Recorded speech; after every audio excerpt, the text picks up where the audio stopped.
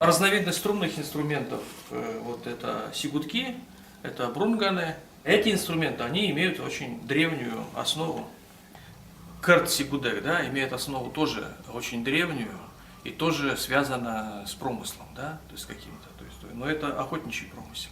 И вот неизбежно тоже у человека, который в лесу живет многие-многие дни, у него возникает какое-то желание получить какой-то рукотворный звук, потому что те звуки тайги, которые его окружают, да, они ему уже достаточно надоели. Поэтому берет банку из-под патронов, да, и мастерит на основе там какой-то коряги или какой-то из нескольких струн волосяных, он мастерит то, что называется кэрт-сигудек.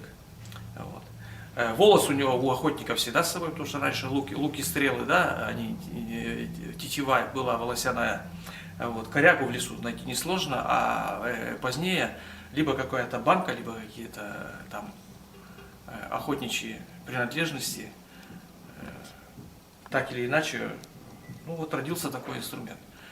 А прообразом этого инструмента, то есть откуда это, видимо, аналогия возникла, это вот, естественно, сигудек, который тоже является самым, наверное, древним инструментом, струнным инструментом по всему русскому северу.